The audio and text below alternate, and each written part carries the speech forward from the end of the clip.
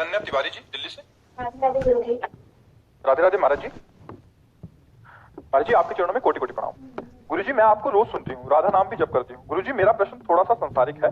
मेरे विद्यालय में पढ़ने वाली सह छात्रा मित्रगण जो पहले मेरी मित्र थी, किंतु उनके आचरण एवं व्यवहार न मिलने के कारण अब मित्र संबंध नहीं है। प्रतिदिन उनके द्वारा बोले गए अपशब्द एवं अभद्र व्यवहार को मैं सहन करती हूँ, उनको प्रत्युत्तर नहीं करती, परंतु मन में ही मन कई बार उनके प्रति उत्तर चलता रहता है। तो क्या मन में उठने वाले विचार भी हमारे कर्म बनते हैं या उसकी कोई सजा मिलेगी? हाँ, नहीं, सजा तो नहीं मिलती बच्चा, पर अंतःकरण का संस्कार गलत हो रहा है। आपकी इस बात की हम प्रशंसा करते हैं कि आप इतनी छोटी अवस्था में आप अपने चरित्र को पावन सुरक्षित रखने के लिए अपवित्र संस्कार वाले बच्चों से मित्रता हटा दिए, तो धन्यवाद आपको। दूसरी बात, उन बच्चों के संस्कार बिगड़े हैं तो आपको प्रभु से मन ही मन प्रार्थना करनी है, ना कि उनके प्रति हमारा द्वेष भाव बने या घृणास्पद भाव बने, ऐसा उचित नहीं है। पवित्र अंतःकरण को सुरक्षित रखने के लिए कि अपवित्र ना हो, उनमें हमें भाव करना है, प्रभु जैसे हम पर कृपा करके हमारी बुद्धि को आप पवित्र कर रहे हैं, ऐसे हमारे जो मित्रगण हैं, वो चाहे बच्ची हो चाहे बच्चे, इनको सद्बुद्धि प्रदान करें। बस उनके प्रति हमारा जो नकारात्मक सोच बन रही कि ये गंदे हैं, ये ऐसे, ये दंड पाएंगे, ये ऐसा नहीं प्रभु, उनकी भूल है, हे प्रभु आप कृपा करो, इनकी बुद्धि को शुद्ध करो, तो आपका हृदय और महान होता चला जाएगा।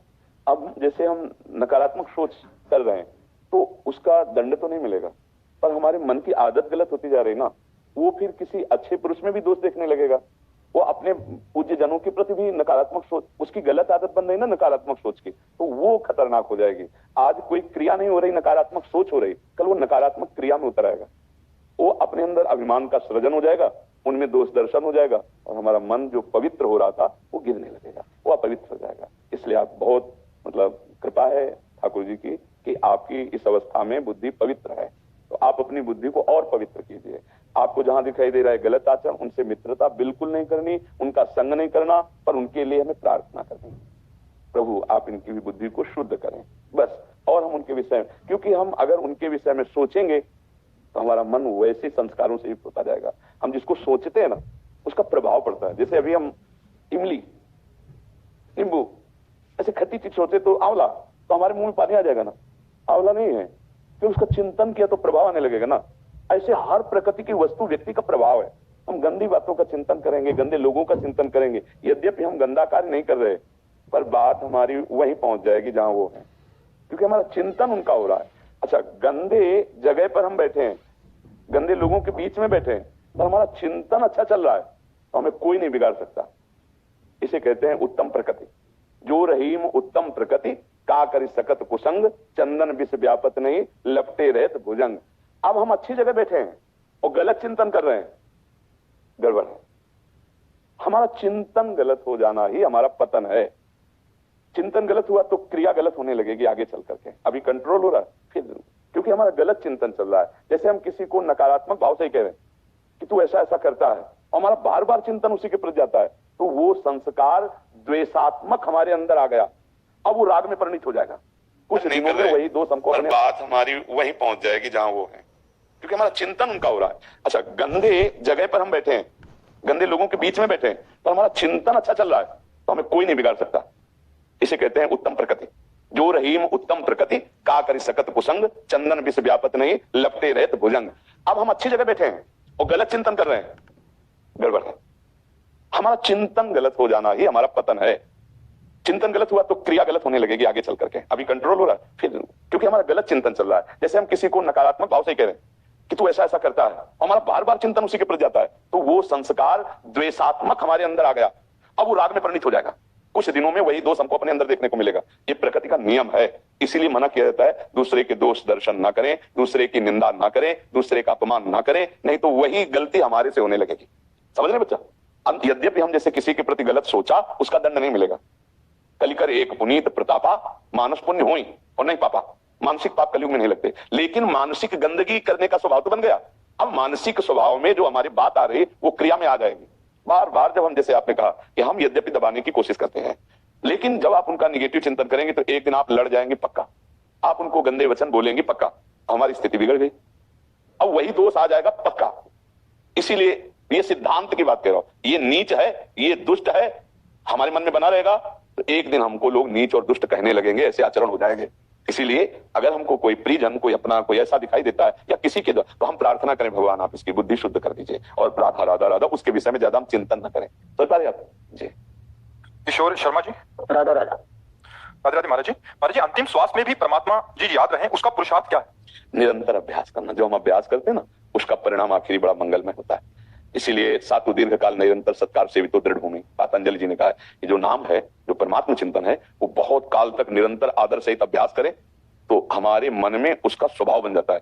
जो चीज हम बार बार अभ्यास करते हैं उसका स्वभाव बन जाता है। बार बार राम राम राम, राधा राधा राधा, कृष्ण कृष्ण कृष्ण, तो रस्सी आवत जाते ही सिल पर होत निशान। ऐसे हमारे अंतःकरण में भगवान नाम का प्रभाव अंकित हो जाता है, तो अनजाने में भी नाम निकलने लगता है। हम जप नहीं रहे फिर भी निकलने लगता है, क्योंकि अभ्यास हो गया ना उसका जपने का। तो ऐसे ही महादुख के समय, मृत्यु के समय भगवान की असीम कृपा और वो जो नाम जीवन भर जपा है वो स्फुरित हो जाता है। और जीवन भर प्रपंच बका है, प्रपंचे मेरे, तो मरते समय उसको वही याद आएगा, प्रपंच का फल, फिर दुर्गति प्राप्त होगी। तो जीवन भर जो भजन किया जाता है वो अंतिम समय के लिए किया जाता है कि हमारा फाइनल अच्छा हो जाए। फाइनल तभी अच्छा होगा जब जीवन अच्छा रहा है।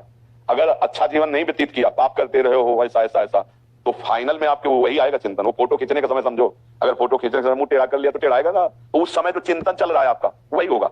जैसे फाइनल में हिरण का चिंतन किया महाराज भरत जी ने, इतने बड़े सर्वस्व त्यागी भजन करने वाले, चूक हो गई तो हिरण में ममता होने का अगला जन्म हिरण का। पुरंजन की कथा आती है, वो अंतिम समय अपनी पत्नी का चिंतन किया, वो स्त्री बना जाकर के। अंतिम फाइनल भजन, जो जीवन भर तुमने भजन किया है, स्त्री का भजन किया, पुरुष का भजन किया, धन का भजन किया, घर का भजन, प्रपंच का, वो आखिरी में आएगा।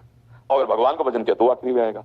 अगर हम निरंतर अभ्यास कर रहे हैं तो फिर इसमें भगवान की विशेष कृपा होती है कि उस समय जब भीषण दर्द का मूर्छावस्था आने वाली होती है, उस समय उसके राधा, उस समय नाम कृष्ण, उस समय नाम आ जाता है। या फिर किसी महापुरुष की कृपा हो जाए, जैसे अजामिल पर संतों की कृपा हुई तो आखिरी छोटे पुत्र का नाम नारायण रखा, और मरते समय ध्यान पुत्र का है और बुला पुत्र को लाए, लेकिन नाम नारायण रखा तो काम बन गया नारायण।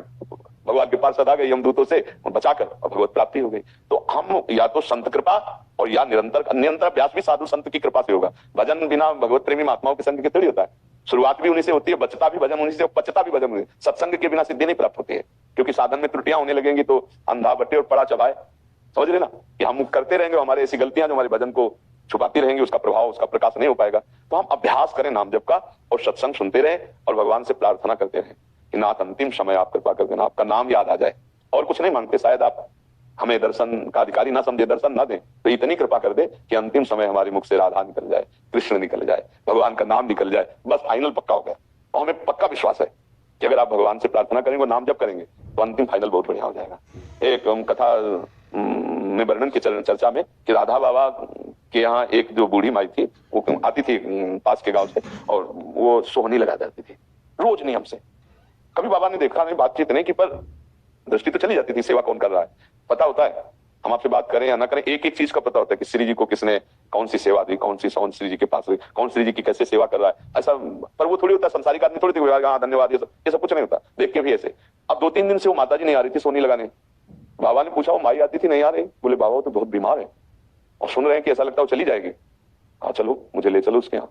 बाबा कभी किसी के यहाँ ले जाते, देखो कृपा। गए और वो वैसे ही मरणासन स्थिति में थी, ऐसे माथे पे हाथ रखा, कहा माई कुछ दिखाई दिया?